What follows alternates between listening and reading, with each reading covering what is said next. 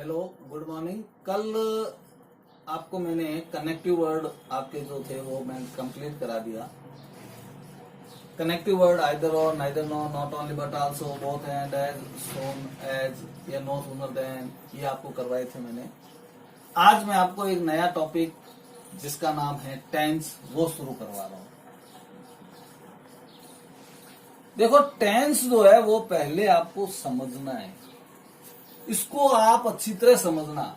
ज्यादा हार्ड नहीं है। आप सोच रहे हो कि बहुत ज्यादा हार्ड है, नहीं, बहुत ही सरल है। बस थोड़ा बहुत आपको समझना है, आपको अपना दिमाग लगाना है, थोड़ा सा आपको समझना है कि टेंस, ये सब आप जो सामान्य बात है वो आप सभी जानते हैं। टेंस जिसको हिंदी में काल कहते हैं।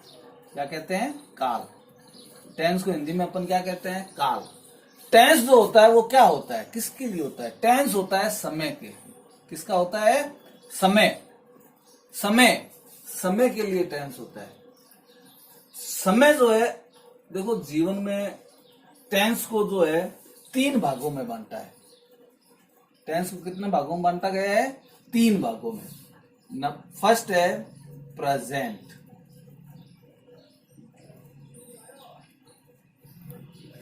सेकंड है इसका पास्ट, और थर्ड है इसका फ्यूचर।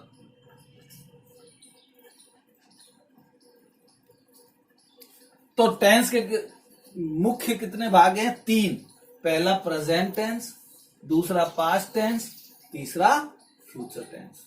अब प्रेजेंट टेंस को कहते हैं वर्तमान काल। कौन सा काल कहते हैं? वर्तमान काल। पास्ट टेंस को कहते हैं भूतकाल। कौन सा काल कहते हैं? भूतकाल। और फ्यूचर टेंस को कहते हैं भविष्य काल। देखो, टेंस के 3 मुख्य भाग हैं। पहला प्रेजेंट टेंस, वर्तमान काल, दूसरा पास्ट टेंस यानी कि भूतकाल, तीसरा फ्यूचर टेंस यानी कि भविष्य काल। 3। देखो, जीवन में 3 तरह का समय को 3 भागों में बांटा है। पहला वर्तमान काल, दूसरा भूतकाल, तीसरा भविष्य काल। वर्तमान काल किसे कहते हैं? वह समय जो अभी चल रहा है। वर्तमान में आप क्या कर रहे हो, वो जो है समय जो है वो किस में आएगा? वर्तमान में, प्रेजेंट टेंस में आएगा। वो किस में आएगा? प्रेजेंट टेंस में। जो आज, अभी, इस वक्त आप क्या कर रहे हो, वो सारा का सारा प्रेजेंट टेंस में आएगा। पास्ट टेंस, भूतकाल, बीता हुआ समय, जो समय बीत गया। बीता हुआ समय जो है वो भूतकाल में आता है। आप देखते हो कहानियां सारी भूतकाल में होती है, पास्ट टेंस में होती है। कहानियां जितनी भी है, एक बार एक राजा था, एक बार एक कौवा था, एक बार एक शेर था, एक बार एक टोपी विक्रेता था, ये सारे के सारे क्या है? था भूतकाल में। आज नहीं है, पहले थे, तो भूतकाल। कहानियां जितनी भी है, ऐतिहासिक जितने भी कहानियां हैं या जो भी बातें अपन करते हैं, आज जैसे आपके मम्मी पापा है, दादा दादी है, वो आपको अपने समय की बातें सुनाते हैं, तो वो ये कहते हैं कि हमारे समय में दूध इस भाव मिलता था, हम ये करते थे। तो वो सारा, क्योंकि वो कर चुके हैं, तो भूतकाल। पास्ट टेंस क्या होगा? भूतकाल। फ्यूचर टेंस, भविष्य काल। फ्यूचर टेंस होता है भविष्य काल। भविष्य काल जो समय अब आएगा, कल जो आएगा, वो भविष्य काल। तो वर्तमान काल जो समय अभी चल रहा है, भूतकाल जो समय बीत चुका है, भविष्य काल जो समय अब आएगा। तो टेंस कितने? 3 प्रकार के टेंस हुए। पहला वर्तमान काल यानी कि प्रेजेंट टेंस, दूसरा पास्ट टेंस यानी कि भूतकाल, तीसरा फ्यूचर टेंस यानी कि भविष्य काल। वर्तमान काल जो समय अभी चल रहा है, पास्ट भूतकाल जो समय बीत चुका है, और भविष्य काल जो समय अब आएगा। अब इन तीनों के भी 4 भाग है। कितने भाग है? प्रत्येक के 4 भाग है। पहला इंडेफिनेट, दूसरा कॉन्टिन्यूअस, तीसरा परफेक्ट, और चौथा परफेक्ट कंटिन्यूअस। यानी कि प्रेजेंट टेंस के भी चार भाग है, present indefinite, present continuous, present perfect continuous. Past tense के भी चार भाग है, past indefinite, past continuous, past perfect continuous. Future के भी चार भाग है, future indefinite, future continuous, future perfect और फ्यूचर परफेक्ट कंटिन्यूअस। इस तरह से टोटल जो आपके टेंस हो गए वो आपके हो गए 12। यानी कि आपको 12 टेंसों का अध्ययन करना पड़ेगा। हो गए ना, चार इसके, टोटल कितने हो गए 12। प्रेजेंट के भी चार, पास्ट के भी चार, फ्यूचर के भी चार। तो इस तरह से कुल मिला के आपको कितने टेंसों का अध्ययन करना पड़ेगा 12। टोटल टेंस कितने हो गए 12। देखो मेन टेंस है 3। मेन कितने 3, present tense, past tense, future tense. इन तीनों के चार भाग है। कितने भाग है 4। Present indefinite, past indefinite, future indefinite, present continuous, past continuous, future continuous, present perfect, past perfect, future perfect, present perfect continuous, past perfect continuous और फ्यूचर परफेक्ट कंटिन्यूअस। इस तरह से टोटल जो टेंस होते हैं वो कितने होते हैं 12। अब जो मेन चीज जो आपको समझनी है, जो आपको अभी तक मैंने आपको केवल टेंस के बारे में बताया है कि टेंस 3 होते हैं, तीनों के 4 भाग होते हैं। प्रेजेंट टेंस यानी कि वर्तमान काल, पास्ट टेंस यानी कि भूतकाल और फ्यूचर टेंस यानी कि भविष्य काल। ये आपको बता दिया। अब इसमें एक चीज और आपको समझनी है, वो ये है, देखो टेंस जब अपन करेंगे तो आपको 2 चीजें विशेष ध्यान रखनी है। टेंसों में आपको महत्वपूर्ण 2 बातें याद रखनी है। वो क्या है, पहचान, हिंदी में और अंग्रेजी में। टेंस को आपको टेंस में प्रत्येक टेंस में उसकी हिंदी की पहचान क्या है और अंग्रेजी की पहचान क्या है। ये 2 चीजें अगर आपने ध्यान रख ली, इन 2 बातों को अगर आपने सीख लिया, 2 बातों को याद कर लिया, तो टेंस आपको बहुत ही सरल लगेंगे। हिंदी में प्रत्येक टेंस में हिंदी में पहचान क्या है, प्रत्येक टेंस की देखो हिंदी में पहचान होगी और प्रत्येक टेंस की अंग्रेजी में पहचान, क्योंकि हमें हिंदी और अंग्रेजी दोनों समझनी पड़ेगी। हिंदी में भी मान लो आपको हिंदी में वाक्य दिया हुआ है, आपको उसकी अंग्रेजी बनानी है, या अंग्रेजी में दिया हुआ है आपको हिंदी बनानी है, तो दोनों में आपको हिंदी की भी पहचान होनी चाहिए और आपको अंग्रेजी की भी पहचान होनी चाहिए। ये ध्यान रखना दोनों। अब हिंदी में पहचान और अंग्रेजी में पहचान, देखो मोटी जो बात है वो आपको बताता हूं। मेन जो मुख्य चीज है, यदि किसी वाक्य के अंत में ह आए, क्या आए, ह, तो इसका मतलब वो वाक्य प्रेजेंट टेंस का है। कौन से टेंस का है, प्रेजेंट टेंस का। ह, यदि किसी वाक्य के अंत में हिंदी में, यदि किसी हिंदी वाक्य के अंत में ह आए तो इसका मतलब वो प्रेजेंट टेंस का है। ये मेन पकड़ हो गई इसकी। आपको ह आ गया, मैं खाना खाता हूं, वह पानी पी रहा है, वह बाजार जा चुका है, तो ह आ गया ना, ह आ गया, इसका मतलब वो वाक्य प्रेजेंट का है। ये तो निश्चित हो गया। अब प्रेजेंट में भी कौन से प्रेजेंट का है, देखो प्रेजेंट के भी 4 भाग हैं, है ना। प्रेजेंट के कितने भाग हैं, 4। तो प्रेजेंट में भी कौन से प्रेजेंट का है, वो अपन जब एक टेंस करेंगे तब आपको मैं बताऊंगा अलग अलग पहचान प्रत्येक की। तो मेन इसकी पहचान क्या हो गई, ह। हिंदी में इसकी पहचान क्या हो गई, ह। प्रत्येक अगर ह आ गया तो इसका मतलब वो प्रेजेंट टेंस है। अब प्रेजेंट में भी कौन सा प्रेजेंट है, प्रेजेंट इंडेफिनिट है, प्रेजेंट कंटिन्यूअस है, प्रेजेंट परफेक्ट है, प्रेजेंट परफेक्ट कंटिन्यूअस है। कौन सा है वो अपन आगे पढ़ेंगे। यदि किसी वाक्य के अंत में थ आ जाए, क्या आ जाए, थ, क्या आ जाए, थ। यदि किसी वाक्य के अंत में थ आ जाए तो इसका मतलब वो वाक्य पास्ट टेंस का है। कौन से टेंस का है, पास्ट टेंस का। मेन लास्ट बता रहा हूं, अंत में थ आ जाए, हिंदी वाक्य के अंत में थ आ जाए। वह खाना खाता था, वह बाजार जाता था, मैं नहा चुका था, मतलब थ आ गया, इसका मतलब वो पास्ट टेंस का है मेन।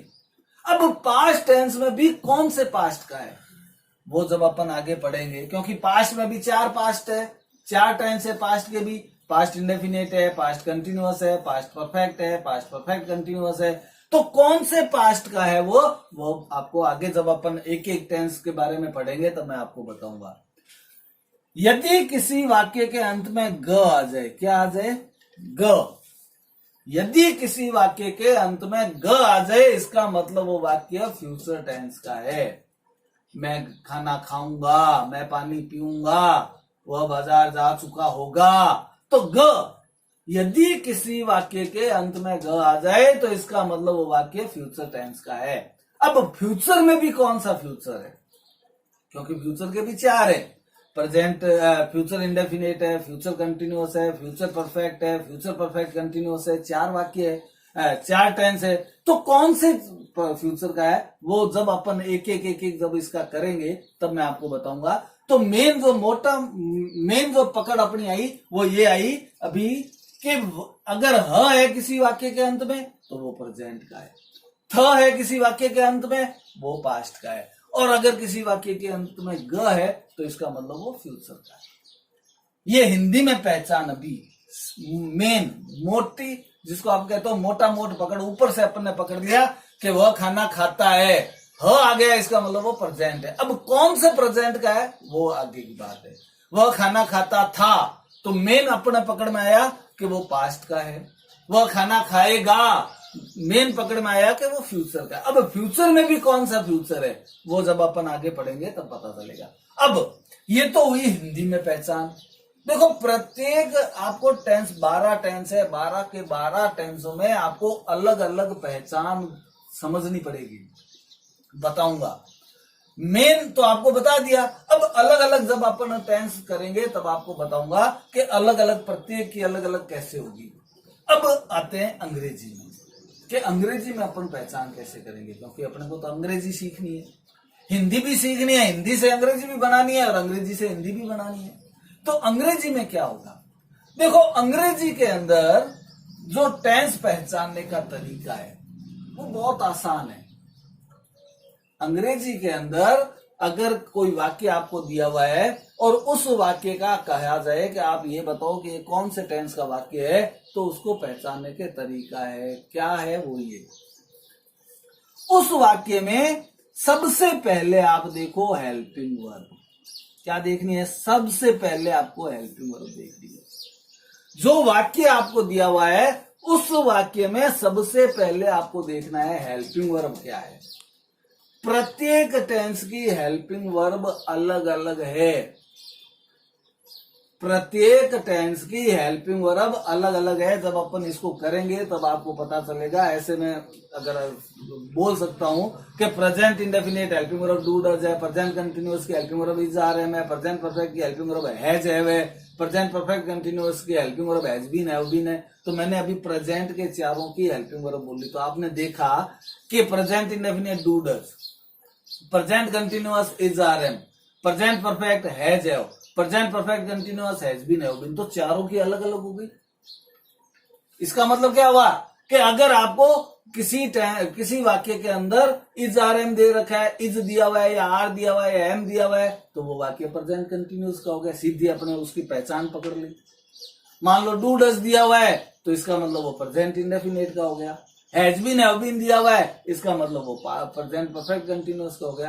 तो ये इसकी पहचान। पहला जो वाक्य आपको दिया हुआ है, जो अंग्रेजी में आपको वाक्य दिया हुआ है, उस वाक्य में सबसे पहले आप देखो कि हेल्पिंग वर्ब क्या है। अब मान लो जब 12 के 12 टेंस आप पढ़ोगे, आपको 24 या 25 हेल्पिंग वर्ब्स होगी, वो आप देख लोगे।